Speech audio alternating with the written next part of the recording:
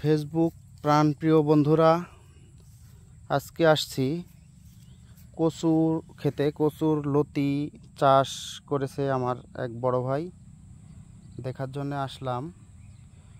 এই তো শুরু হয়ে গেছে কচুর লতি, কবলে বের হচ্ছে। এগুলা আর কিছুদিনের মধ্যে উঠানো শুরু হবে। তো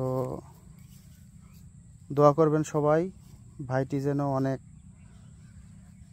কচুর লতি উঠাতে পারে এবং লাভবান হতে পারে। তাহলে আস্তে আস্তে দেখা যাচ্ছে সামনে আরও করবে। অল্প একটু করছে, অল্প একটু চাষাবাদ শুরু করছে লতি দিয়ে। লতি এর আগে কখনো হয়তো করে নাই, পরীক্ষামূলক সে শুরু করছে। এটা যদি ভালো লাভবান হয় তাহলে ভবিষ্যতে সামনে আরও বেশি জমিতে চাষাবাদ করবে আর কি।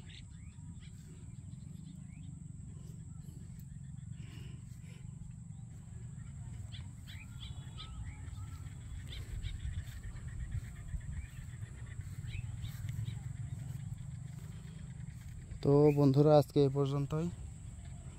আসসালামু আলাইকুম।